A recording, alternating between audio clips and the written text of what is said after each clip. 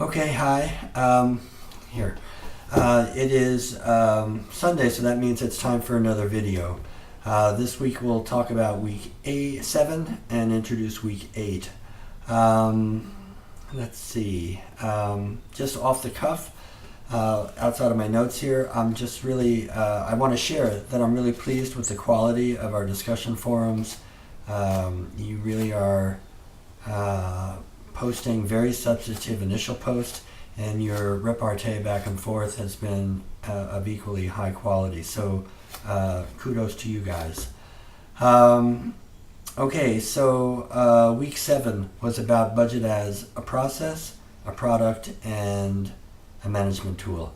And in the first discussion forum, I think everybody got that really well, got that notion really well and explained it well.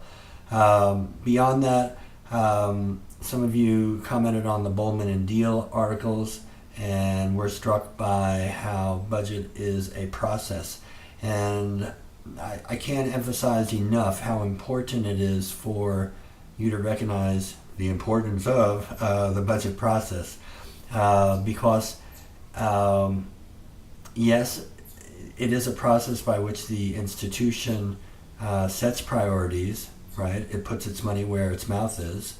And secondly, it's really important that that process be seen as legitimate by those who have to live by the budgets that are created.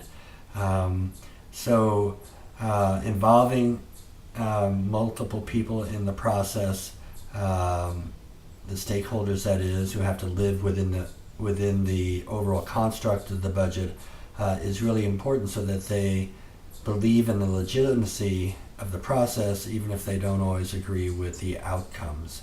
Because they're the ones who have to implement the budget, they're the ones that have to abide by the management tool aspect of the budget, and they also have to understand the budget as a product. So all of that is served well by the process that you have.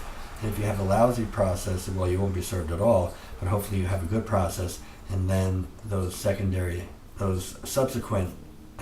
uses of the budget as a product and as a management tool are enhanced by the high quality of the process. Okay, and then secondly, we talked about New Stage Theater. That was in the second discussion forum. Listen, it's really clear. New Stage Theater is textbook case for how not to do your finances, right? And your post, initial, and thereafter, made it really clear that you all understood that well, right? Organizationally, the board did not perform its fiduciary responsibilities. It often abdicated to the ED, Jane, right? The policies and procedures seem to be totally out of whack, along with the record keeping, that is, because, right, they had 2 sets of books and they didn't correspond to one another. They got different numbers, right? So how do they know if the numbers they're even looking at are the right ones?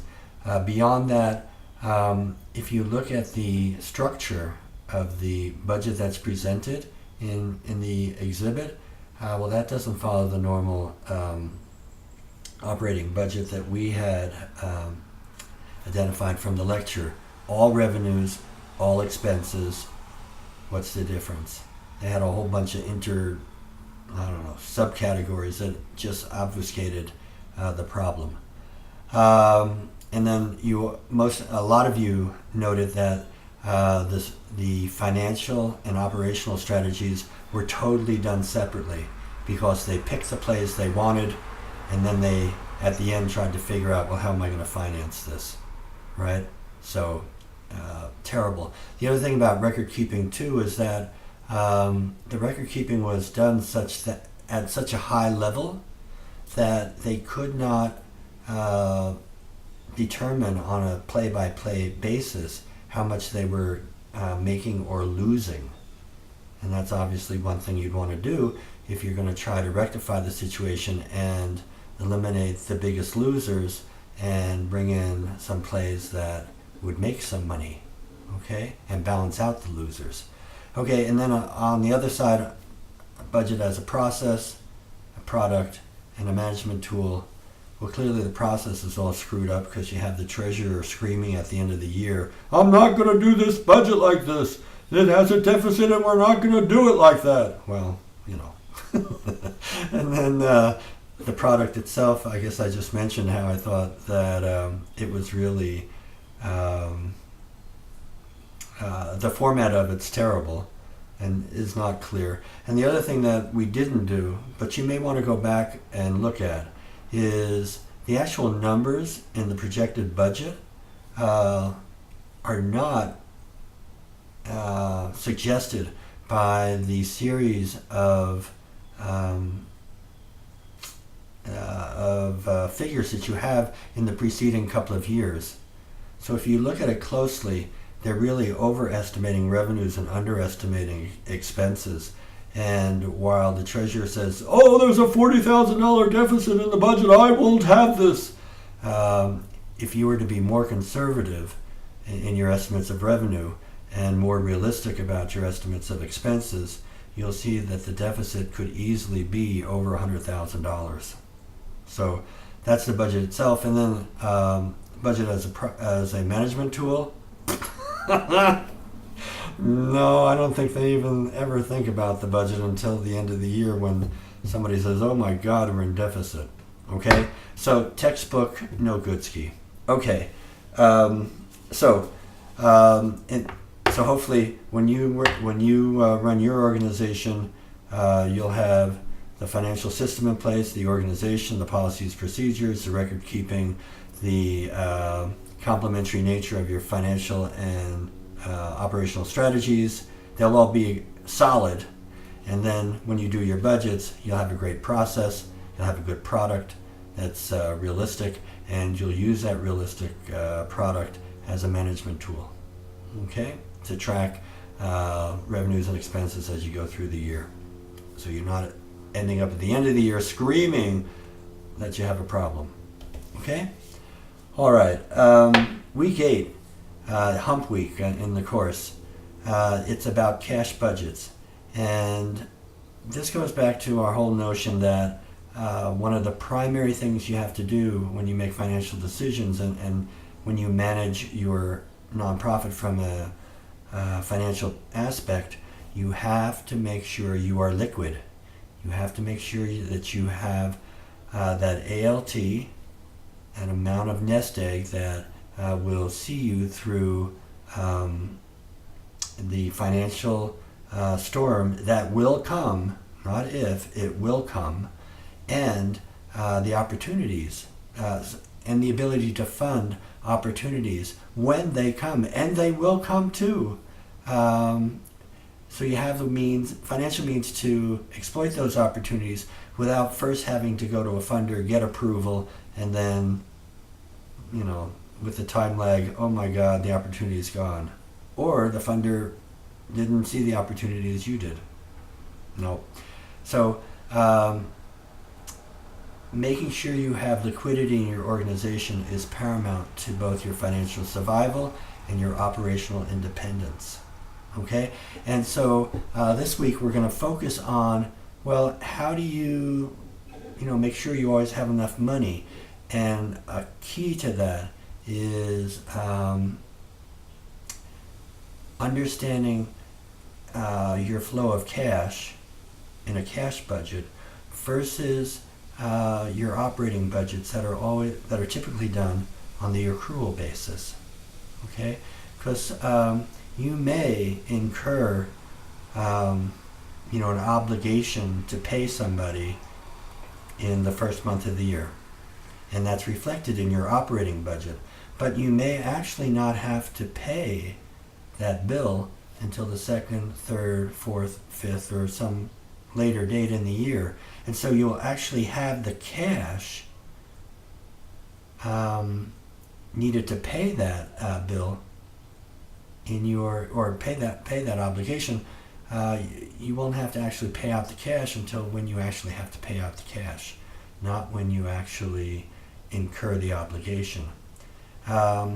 this is more prevalent on the flip side when revenues. You may earn revenues in a particular time frame, but you may not get paid for having provided that service or good until several months later.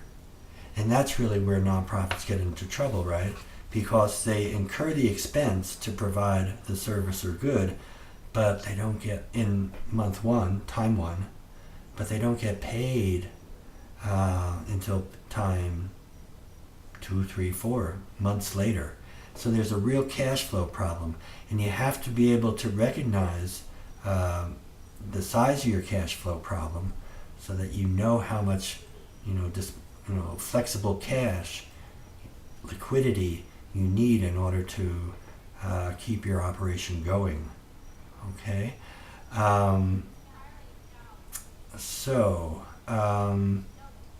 Having said that, your first discussion forum question this week asks you to explain the difference between operating and cash budgets.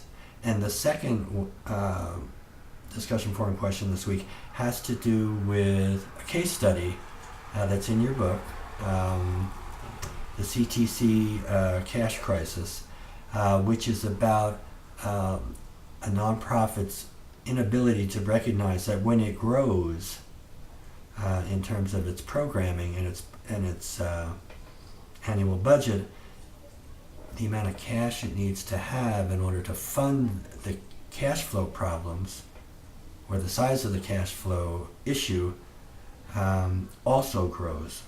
Okay? Simply stated, and I'm sometimes not simple in stating things, the simple way to say it is that if you have a small budget, and it's probable that your cash flow problem will be small, but as your as your budget expands, so do your cash flow needs. Therefore, your liquidity needs also grow. Okay? And it's a great but short case study, and if you read closely, you'll be able to estimate the size of the cash flow problem that the organization is having and how it frankly threatens the financial survival of the organization. Okay? Lastly, there is an assignment this week, but it actually refers back to something I discussed in last week's video. It has to do with how do you allocate costs that are shared by more than one program. And there's just a short little assignment. It's not difficult, but it just sort of tests whether you understand the concept of allocating shared cost based upon some other proportional indicators or criteria. Okay? All right. If you have any questions, you always know you can get a hold of me, 413-237-7475. I had my contacts in because I was just swimming, so hopefully I wasn't squinting too much during the video. Okay, I think I'm done. Thanks, and see you online.